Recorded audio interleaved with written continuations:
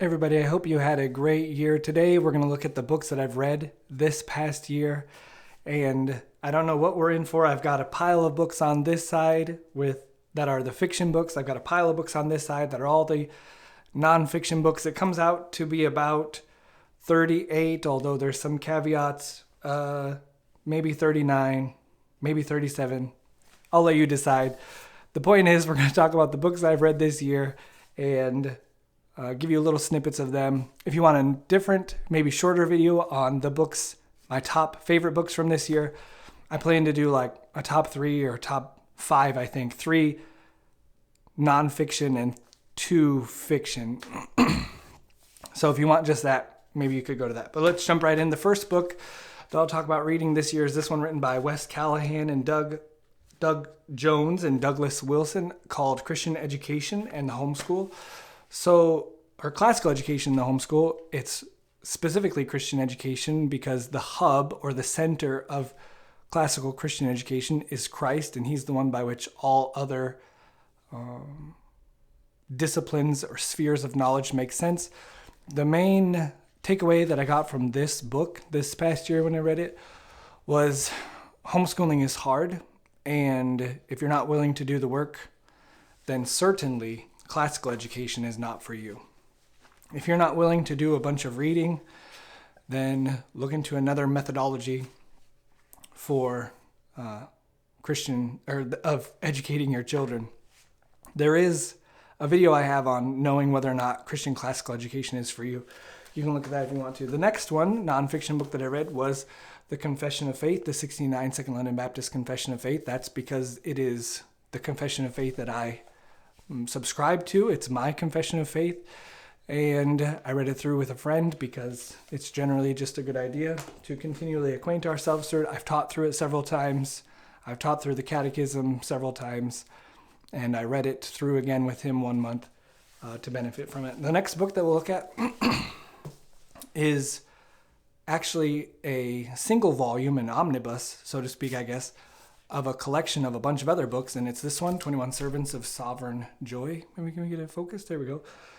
21 Servants of Sovereign Joy. This is by John Piper. I read book 1, which covered Augustine, Martin Luther, and John Calvin. So this book, there's 7 books in this one book because they're originally released in trios. Okay, so I read book 1 of that, and that sort of was to satisfy a biographical need. I think that when we read, we should be balanced in our reading. So you'll see I read fiction, nonfiction, different types of fictions, different types of nonfiction. Certainly most of it's religious, being a pastor.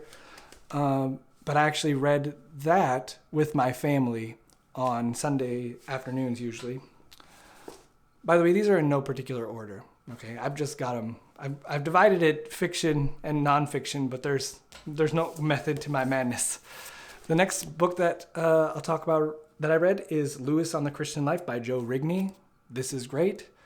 Something that I've liked about this book is Joe Rigney takes themes, and I think this is what Crossway has done in these books in general with these. This is part of a series, the On the Christian Life series. And I think what Crossway has done is asked authors to pick out certain attributes of historical Christian figures, writings and lives and themes, and sort of make a book about it. So, for example, Tony Reinke wrote a book on John Newton on the Christian Life, really diving deep into John Newton's letters. My wife read that. She might be like 3/4 of the way through it. She's really liked it. But what's great is it gives you a bunch of little tastes of Lewis in his fiction and in his nonfiction, pulls out his themes, whether it's themes from the Ransom trilogy or the Space trilogy, themes from the Abolition of Man, themes from the Four Loves. And so it was great because it was just like a bunch of Lewis with Rigney explaining Lewis as we went along. So if you want maybe a bunch of little pieces of Lewis and want Joe Rigney to guide you through it, that's a good one. I like Lewis, and this was a good treatment of his work. By the way, if some of these books fall over and whatnot, the show will go on. Do you have coffee? I hope you have coffee or something, because we're going to be here for a while. We've done 4. We've got 30 some left to go. If you have any question, by the way, on any certain book, you can drop it in a comment below, and I'll answer it if I can. The next book that I read with someone else was The Abolition of Man, which, if you want an abstract treatment of what is concretized here, I would suggest reading the Ransom trilogy, that is Out of the Silent Planet, Pure Landra, and That Hideous Strength. Those 3 books are really what's talked about in this book. Okay, so here he talks about really the destruction of the center of man, how modernists want to destroy the heart of man and make him really a floating head, essentially turning men into men without chests, without feeling implements. This one was hard. This is a hard book. I feel like I need to read it again. I read this also with my friend, and he thought it was hard. But it's a lot easier to see what he's talking about here. I'm chuckling because I look at the viewfinder and I'm changing colors all the time because of the exposure. Anyway, in the Ransom trilogy, which I have also read, and we'll actually talk about one of them in a little bit, but in the Ransom trilogy, he puts flesh on the stuff he's talking about in Abolition of Man. So if you've read Abolition of Man and liked it, check those out. If you've read the Space trilogy and liked it, you get really in concrete form what he's abstractly dealing with in the Abolition of Man. Part of that is because that everything or anything that C.S. Lewis wrote was affected by everything he believed. Anything he wrote, you see everything he believed up in it. The next book that we're going to talk about, and this book I think I read this year. I read it with my wife. It came out in 2019, but I asked my wife. She thinks we read it this year. And that's None Greater by Matthew Barret. By the way, links for any of these books are not in the description because I'm not trying to sell you books. But okay, so anyway. So None Greater, what this deals with is those attributes of God which people don't necessarily think of as being maybe devotional or are more difficult to understand. So for example, when you ask somebody to list the attributes of God, they might list, love and grace. And he touches on those things in this book as well, but he also deals with the harder ones like aseity. Or aseity. When was the last time you heard a Christian talking about aseity, or how God is entirely exists alone? And you can see I'm struggling to even express it to you. How God is uniquely apart and exists only due to himself. He relies on no one else to exist. That would be aseity. So he deals with aseity and simplicity, omnipotence, and those types of things. This I enjoyed, not as much as I thought I would. I thought I would love it, but I didn't love it. I did enjoy it. Maybe if you're going into this to reading None Greater, I would suggest that you know that he does make the book a little bit more personal. He tells stories about himself, which is totally fine. I just wasn't ready for it. I was expecting something maybe more dry and got something that was less dry, which it sounds like, it's good because you might be like, wait, that sounds great. And it might be great, but I was expecting maybe something just a little bit different. So, but I would recommend None Greater if it sounds interesting to you. And the next one I read, this is the one that I totally cheated. I read this in December 2019. So it missed it, but if I finished it the day before the year started. So I'm going to count this sort of as a book that I read, and that's called In 6 Days, Why 50 Scientists Choose to Believe in Creation.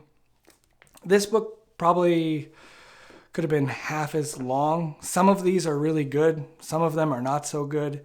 Some of them really are great.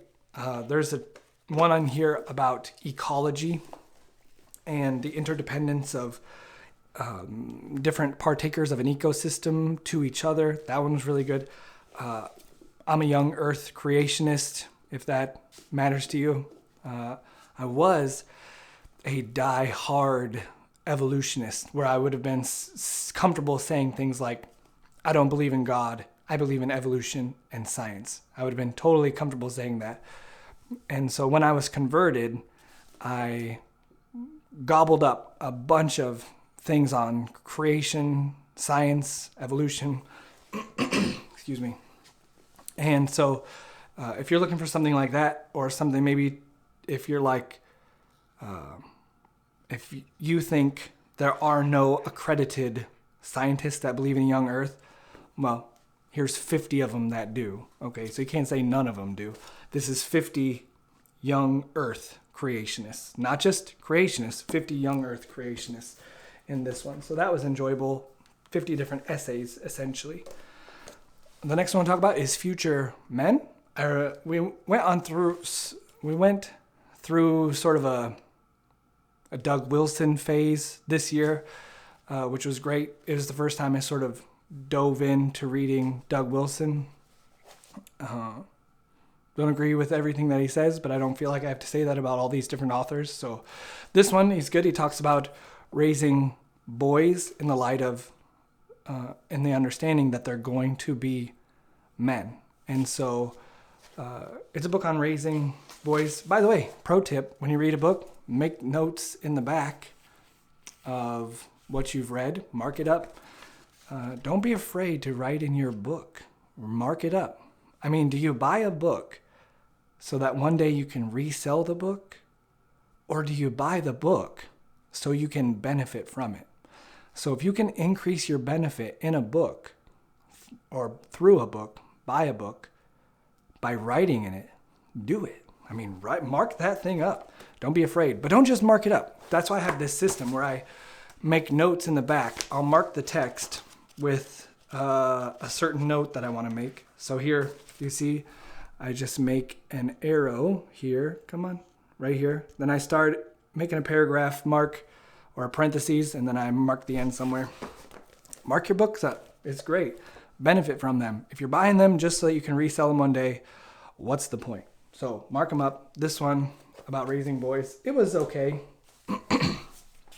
Another one that we read in November, actually, in order to sort of trying to navigate different thoughts on Christmas and how the Christian relates to Christmas and what's a theology regarding something like Christmas. And so we read God Rest Ye Merry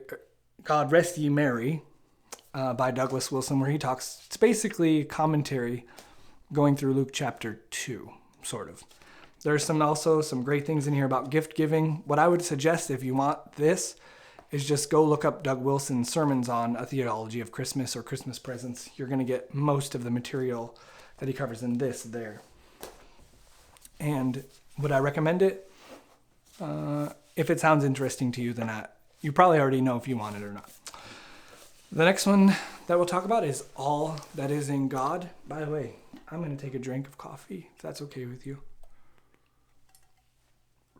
That's to sort of keep my head on straight. We're keeping it slightly informal with this video because I know that it's going to be longer. So this one is called All That Is in God by James Dolezal. It's supposed to be an introduction to divine simplicity. If you're looking for the doctrine of divine simplicity in book form, then this is what I would go for, okay? But if you're wanting really to understand it, I would still suggest over this, go listen to, I think it's his 2015 series at the Southern California Reformed Baptist Conference or something like that. You can find it on Sermon Audio. and go there and listen to his series on divine simplicity. I think it's better than what's here. I had listened to that sermon series several times, loved it, and thought I was going to like the book. Didn't so much like the book. But if you want the doctrine of divine simplicity elucidated in book form, then that's yours. The doctrine of divine simplicity is the doctrine which says that God has no parts. Not just that God has no body parts, but that God has no parts. And it's sort of a metaphysically important doctrine to say that God is not comprised of parts. There's no thing in God causing God to be God. There's no parts simpler than that comprise God. There's nothing in God that's pieced together to make God who he is. That's the doctrine basically of divine simplicity, that God is entirely of himself, with no parts. The next book is a book of, it's multiple books. I read 2 of the books in this book. I did not read George Herbert's Outlandish Proverbs, though I want to.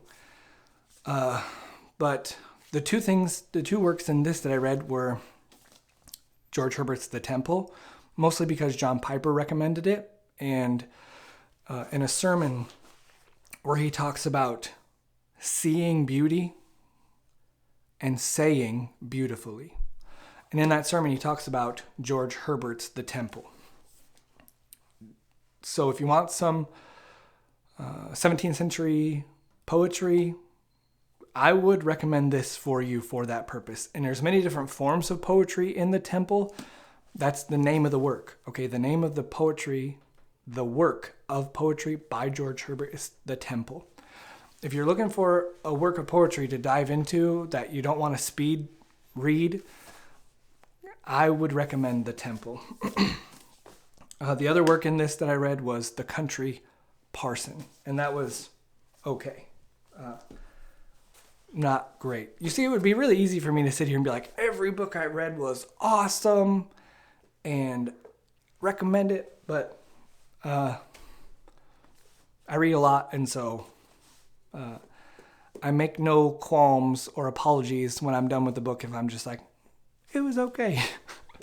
This one is this is one that I think really changed me in imperceptible ways, the next book, and that is A Lifting Up for the Downcast by William Bridge. There's a shorter version of this available at Heritage Books, Joel Beakey's ministry. I don't remember what it's called, but it's part of the Puritan Treasures for Today series, and just look up William Bridge. And I would say that's good. There's things in here about depression and fighting depression, and basically the whole thesis of the book is, Christian, you have no reason to be cast down. And if you want to hear more about that, that's it. That's every single page of this book drips with the theology and the truth of Jesus Christ, God's grace and goodness bestowed upon sinners through Jesus Christ, and how no matter what excuse you may come up with to be discouraged, it's invalid. And that's what William Bridge is doing in that book. Next work of nonfiction, a non-religious book, and that is The War of Art by Stephen Pressfield. Break through the blocks. I just picture I don't know, those blocks that have the letters on them that kids play with. That's not the type of blocks he's obviously talking about. Anyway, break through the blocks and win your inner creative battles. This really helped me, even in regards to this YouTube channel, pressing the record button and sitting here and looking through to the audience and trying to engage. This book really helped me with that. So he wrote this for writers, but if you're looking, okay, spoiler alert, this is going to be probably one of my top books, okay? If you're any type of creative person, an artist of any kind, whether an artist, a word artist, or some physical medium like a cartoonist or draw things. What do you call those people? Like a drawer? A drawer? Anyways. If you're any type of artist or creative, then this would be the book. I would say get this book. So how many times have I said that so far? Where I'm just like, no qualifications, go and get this. Maybe a slight qualification. He's slightly crude. So that goes for any of Stephen Pressfield's books. He's not afraid to be slightly crude. So if that is really off-putting for you, I would absolutely say to avoid these books. But if you can wade through that and press through it and understand what he's saying, this book is great. So it's all about, what is the book about? It's about overcoming resistance. And that whenever you're trying to create anything, which is important because we're made in the image of God, we are creators, right? We're meant to be producers of some good. So it could be a cabinet, it could be a gun stock, it could be a picture, it could be a lecture, it could be a sermon. Any producer is going to encounter resistance. And so this book basically is his battle plan for overcoming resistance. He wrote it for writers, but it's applicable to any creator of any kind, any artist of any kind. Next book is The Warrior Ethos. I went through a little Stephen Pressfield phase. There's one book that's not on this list or in this video called Do the Work. I started that one and I didn't finish it. But I did read this all the way through, The Warrior Ethos. And that's basically talking about that structure of beliefs that a warrior had. And I think you can see this shield on the front is a Spartan shield. And it talks about basically a code of honor, a certain code of honor that warriors, a good warrior has, which is to be feared by his foes, loved by his friends, such a man that everyone wants to be his friend. And this is the crux of the matter. The warrior is such a man that everyone wants to be his friend and everyone fears to be his enemy. Okay, so if you're a dude, I would say you should. It's so short. I mean, what is this? I think I read it in 2 nights before bed one time. Okay, so the next one is a good one. Ploductivity by Doug Wilson. So if you are, look here. I've got a Post-it note on the back of it. It says, this book has radically changed how I understand technology, how I define wealth, and my understanding of how tools are a part of what it means to be truly human and what it means to be a living sacrifice. I thought about doing this for all the books, but I'll just do it with a few of them. Here's the notes from this one. Okay, and that's pretty good considering the book is, 4 pages long. So what this is a theology of tools and really of technology.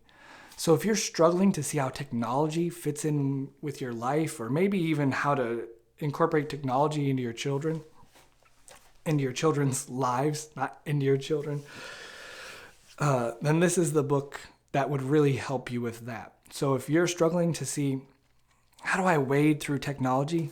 Then that would help you. Also, it's for you.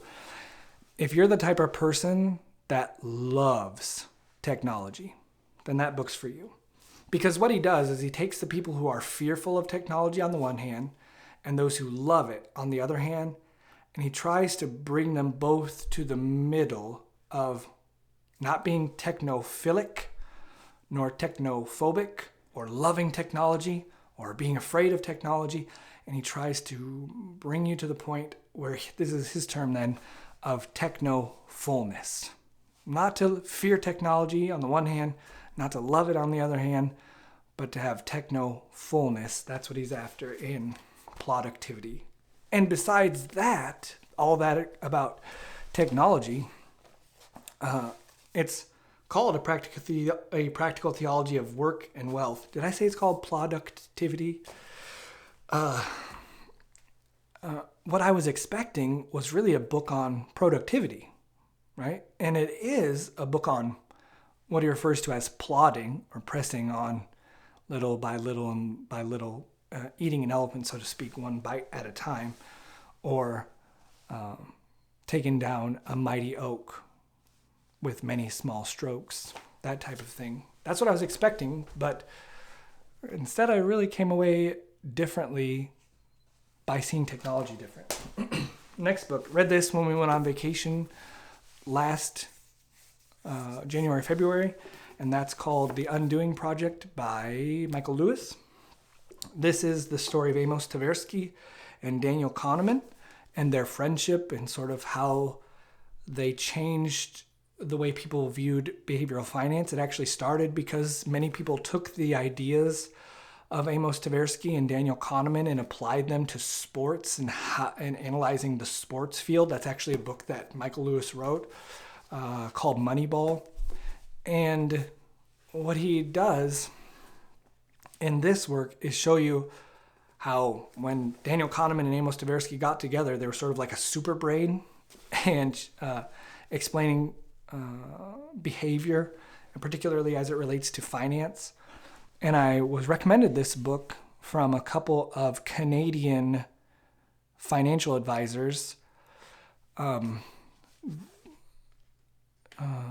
you want to look them up, their YouTube channel is Rational Reminder, which, if you want to know about finances, first of all, follow Dave Ramsey's baby steps. Second of all, when you get to the end and you're into the investing phase, throw out Dave Ramsey's advice. Go to the Rational Reminder guys, and they will help you sort of sort out the investing piece of it. And it's no gimmick. It's not like, what it is the most boring, basically, types of investments you can have with a tilt towards small cap and value. But if that's over your head, that's okay. The Undoing Project is just about behavioral finance and Daniel Kahneman and Amos Tversky. I've got another book written by Daniel Kahneman, called Thinking Fast and Thinking Slow. And I want to read that because it looks good. Oh, okay. We've got another big one. And that is, next book, Notes from the Tilt-a-whirl by N.D. Wilson. And this book, let me take another drink of coffee. Thanks for sticking with me. I hope you've tucked me in the corner and are just letting me play as I rant at you. Either way, thanks for sticking around. So, Notes from a Tilt-a-whirl. This book really, really changed my mind.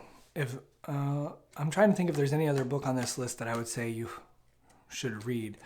It's really hard to recommend a book to someone because you don't know where they are in their life. Right? So I can read a book and it can really impact me, like the Ploductivity book, let's say.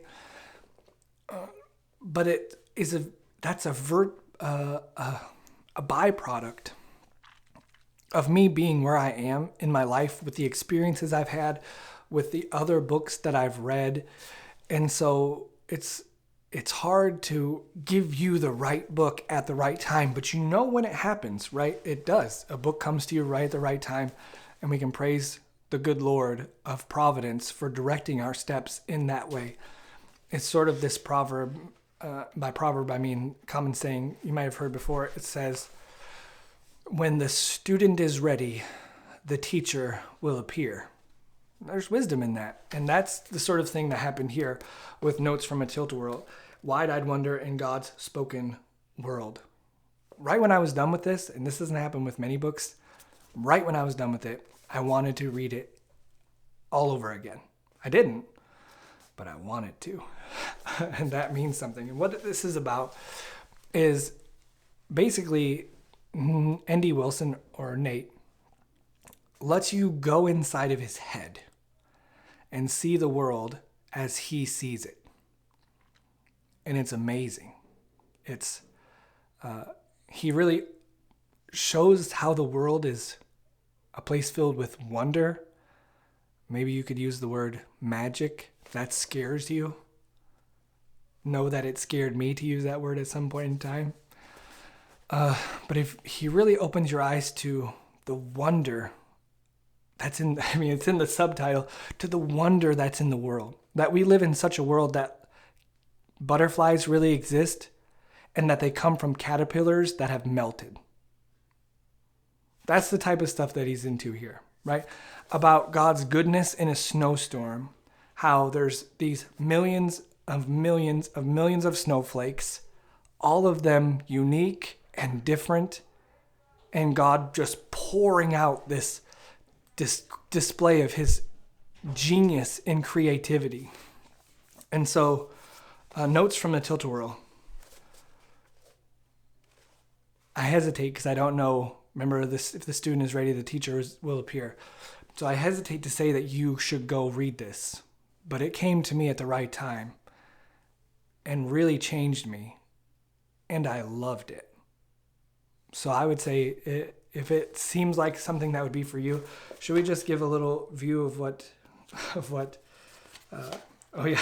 So we've got welcome, tickets please, breathing character, talking rocks, unwomb the world. Those are all some of the chapter titles. This is good. Nate, you did a good job. Next one is also good. Not as good as that one. This is Death by Living by N.D. Wilson. So I read Notes from a Tilt-a-whirl and I was like, I want more. And so I got this and I was sort of like, yeah, it's good. It's not as good. Maybe if you read this one first, you'll come away differently. The big takeaway from this is, it comes to me easiest in a story that he tells where one of his kids eats and throws up like meatball subs all over his blankets in the middle of the night. And so Nate is, forgive me if I tell the story wrong, but Nate's outside like flinging vomit off these blankets in the middle of the night, throwing the blanket into the bush. And his wife says something like, death by living. And what he's saying is, when you get to the end of the road and you hear like, oh, how did so-and-so die? Oh, they died climbing Mount Everest. Oh, how did so-and-so die? Oh, they died in a car accident. And this is basically saying, oh, how did they die? They died by living. And it's good. Don't take the, I'm saying it's wasn't good, because you can have 100 different stars and they're all bright, but one's brighter than the other. And then that way, Notes from a Tilt-a-whirl is like a really bright star. Death by Living is a star as well, maybe not as bright. Okay. We've got a few more nonfiction books, and then we're going to be into fiction. The next one is another one of my favorites from the year. It's funny how these came sort of at the same time. Word Hero by Jay Henricks. I bought this based on Tony Reinke's recommendation. So Tony Reinke had a list. He's a writer, and one of the books that I've read in the past is called Lit, A Christian Guide to Reading. And if you look at me right now, go buy Notes from a Tilt-a-whirl and A Christian Guide to Reading. Stop the video, go buy them, come back and finish the video later. Okay? I'll wait. It's fine. Are you back? Okay. So I really enjoyed Tony Reinke's book, Lit, A Christian Guide to Reading. Changed my mind about how I view different kinds of literature and their importance, which is sort of seen in the sort of diversity that you'll see when I get into fiction, and maybe you've seen already with the nonfiction. But so this was based on Tony Reinke's recommendation, Word Hero, fiendishly clever guide to crafting the lines that get laughs, go viral, and live forever. And this isn't a book on manipulating the masses, although you could use the techniques he talked about to do something nefarious like that, I suppose. But what Jay, and I hope I'm saying his name right, what Jay Henricks does is he's trying to show you why, when we hear a turn of phrase, when you hear a metaphor or some sort of tropical, that's what I'm looking for. When we hear a trope, why certain phrases stick with us and others don't. What makes those phrases or sentences that really are punchy, what makes them what they are? So if that sounds like something you would like, then I would suggest you get this book. My dog's outside the door. You might hear her knock to get in. So if you want a book on really the English language and crafting sentences that are punchy, or let me give you a story. Okay, this will help you. I have not been to college or some sort of formal secondary education. I was enrolled as a student in a community college just even recently for a couple of years because I wanted to learn, wanted to be better, wanted to get better, really. And I took an English course from there. And I was really hoping that what we were going to do in English was look at great writers from the past and learn from them. Learn what made it great. That's what I longed for. It's the type of thing that C.S. Lewis talks about in how we should teach English. And so what I got was like a glorified 9th grade English class, and I was disappointed.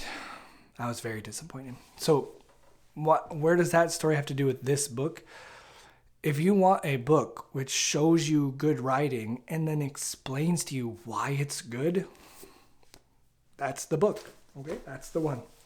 The next book is actually my favorite book ever of all time. I reread it for, I don't know, maybe it would be the 4th or 5th time.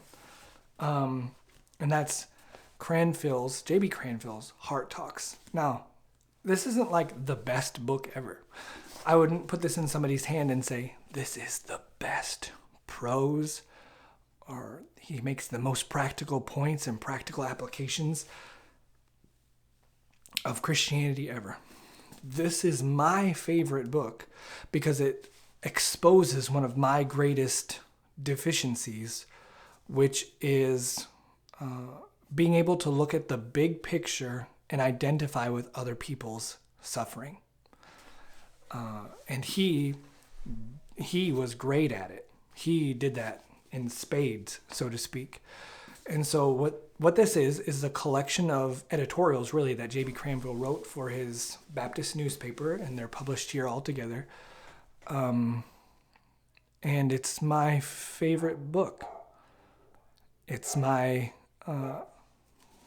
favorite book. Excuse the dog barking. The next book that I have is The Sovereignty of last nonfiction. The next book is The Sovereignty of God by Arthur Pink. And what this is really self-explanatory, a look at God's sovereignty over all things. And some people think Pink goes too far. I didn't see him go too far. Right now, I read this with a friend, and right now, we're actually going through it. Oh, we finished it in our last sort of 2-person book club meeting. We talked about it, and it was great. He liked it. I think I liked it. It's really good. And I would recommend then, if you want a book on God's sovereignty, pick this up. It's enjoyable, and I don't think he goes too far. You know what he does? This is his big gripe, Pink's gripe with Christianity. He says, some people are going to read this book and think I'm out of balance. He says, really, if anything's out of balance, it's all the Arminians, all the free willers who assert man's autonomy who are out of balance. And Pink, this is Pink, goes on to say, if I were to restore the balance, I would have to write this book 10,000 times, preach 10,000 sermons on the sovereignty of God if I were to restore balance. He's like, if you came here to read a book on man's responsibility, this is not going to be for you. This is a book on God's sovereignty. Not just that God can control the world, not just that God could assert rule over all things. All Christians assert that. This is a book which explains that God does as he pleases.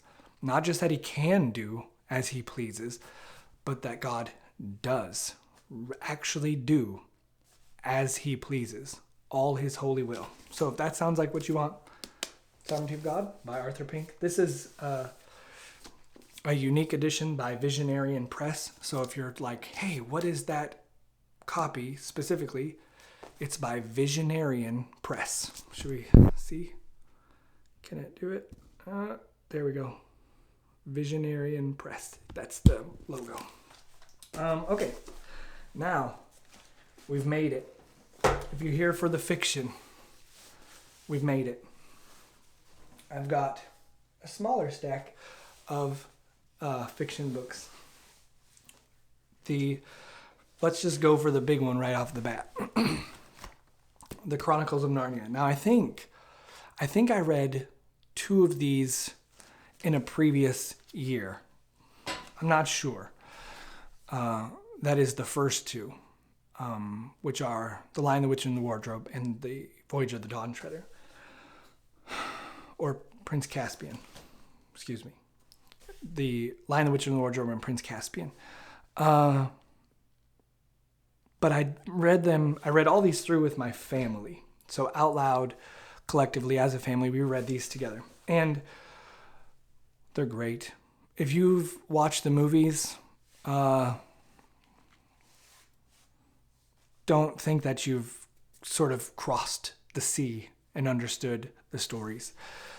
They're great. If you want an accompaniment to these books, Doug Wilson has a series of lectures on each of the several books in the Chronicles of Narnia. I would suggest you wait to listen to the lecture till after you read the book so you can just enjoy the story. Then go back, listen to the lecture, and just enjoy it.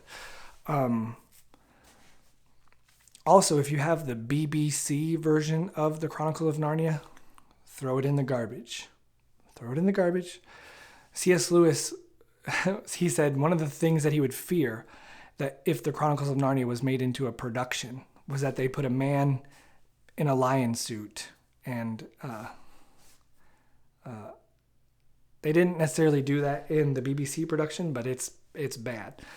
And if you want my opinion on the movies, the first one is okay, but that's the only one that I would probably bother with. Actually, The Dawn Treader's not bad either.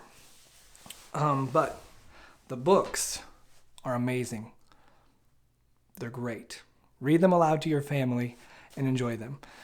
The next set, I think everything else goes without saying about those. Also, a little word on what order to read them in. I would say read them in the order that they're published. C.S. Lewis in Letters to Children says that it doesn't really matter what order they're read in. And so, it's not going to hurt you, obviously, to read them in a different order. But I would suggest that if you were to read the Chronicles of Narnia, read them in the order that they're published, because then the children are exposed to Aslan in the order that was originally intended. Otherwise, if you start with, let's say, the chronological order and you read The Magician's Nephew, they're going to see Aslan, and then they're going to get to The Lion, the Witch, and the Wardrobe, and C.S. Lewis is going to introduce Aslan as if you've never met him before. And it sort of gets in that way. It's a little janky. I don't like it. But read it however you want. That was what he said, and I'm fine with that. Next set is the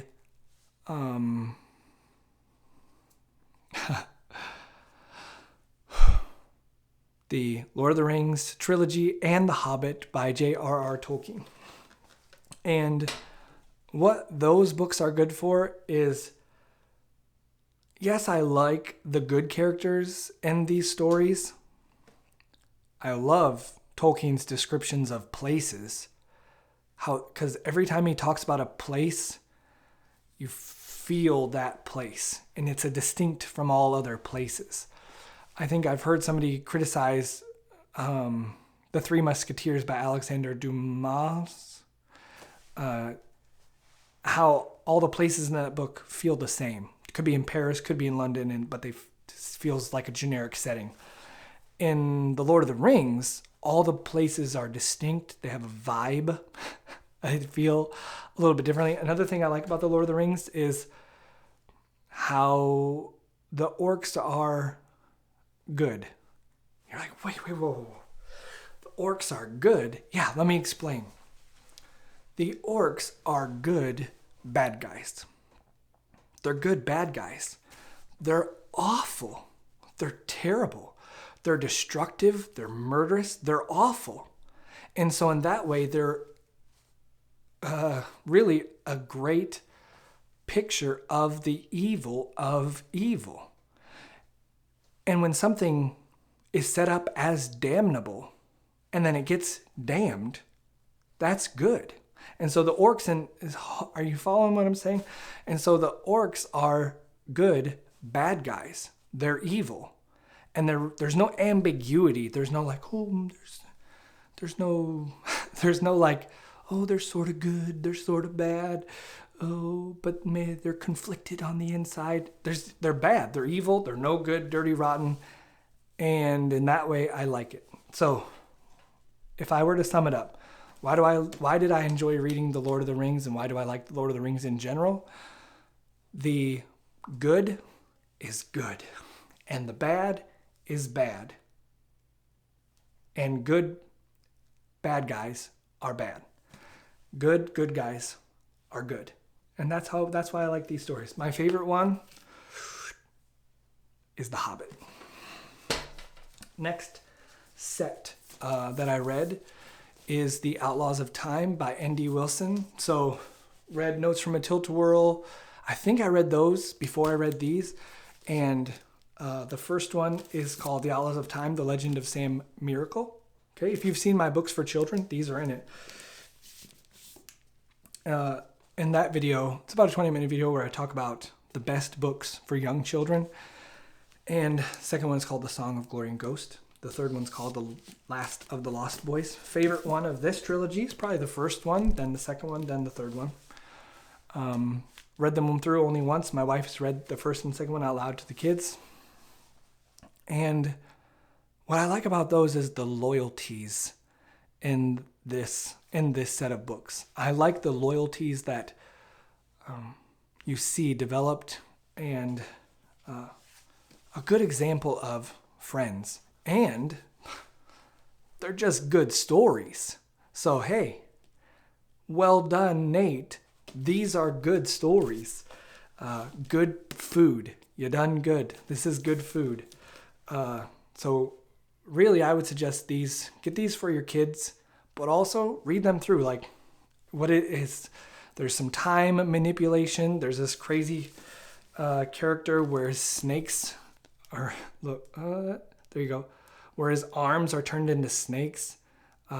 He's got a female protagonist with him, and those are fun. Those are fun, great stories, and love the loyalties, the theme of loyalties in that book. Next book that I read this year was Pure Landra. Read this one out loud with my wife. She read Out of the Silent Planet by herself. When she finished it, I told her that I wanted to read Pure Landra out loud with her, and so I read some of it out loud. She read most of it out loud, just with each other, just her and I. And the reason is, if you're familiar with the story, the reason I wanted to read it out loud with my wife is because of the battle of good and evil over the green lady that's in this book. And so if you're not familiar with the C.S. Lewis's Space Trilogy, it's called the Space Trilogy.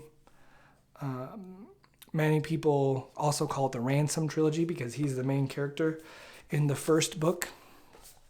And really, this is a fascinating look at the battle of good and evil on an unfallen world. Okay, I don't think that's any spoilerish at all. It's a battle of good and evil on an unfallen world. And it's, most people who read the Space Trilogy, this is their favorite one. Okay, so not universally the case. Like Doug Wilson's favorite is that hideous strength, but Pure Landra is great. And I suggest couples read Out of the Silent Planet even separately, but read Pure Landra with your spouse. I think there's some special chemistry to doing that. The next one is Persuasions. I read this in the spring of this year, and this is it's sort of it's an allegory. It's not sort of an allegory. It's an allegory between reason and unbelief, but it's not just unbelief as one character. It's unbelief in the guises of many characters, whether it's a feminist or an antinomian or a Catholic. You see somebody heading for the celestial city, so to speak, like Pilgrim's Progress, and meeting all these different characters trying to persuade him that it's foolishness. So if that sounds interesting to you, there's that. The next fictional work is called The Light Princess by George MacDonald. I got this from the Rabbit Room online, I think based upon someone's recommendation. But this is fun. If you want a fun story to read by yourself, The Light Princess is fun. There's a play on words with the Light Princess. Not only does she float, but she's also sort of light, like she has no personal gravity. And so it's interesting to see the play on gravity, as the word light means like light, like floating, but it also means like light, like unable to be somber and serious. And it's like a fairy tale. This is deceptively good. That's what I'll say about The Light Princess. No books have fallen over yet. That's good. We're almost done. We've got one more after this one. This is Eve and Jellyfish by Douglas Wilson. And this is basically takes place in a megachurch, I guess. And the pastor, it has some conflict there. And there's a Reformed Baptist protagonist in this book. And it's interesting. If you come from a background of a megachurch, I would suggest you get this. Or if you lean, like if in your leanings, your sort of pop Christianity leanings, I would suggest you get this book. And I think it'll gently rebuke you. Or if it doesn't rebuke you, you'll at least read it and go, oh yeah, that's why I didn't like that. It sort of will put its finger on the things that you probably are seeing that you don't necessarily approve of.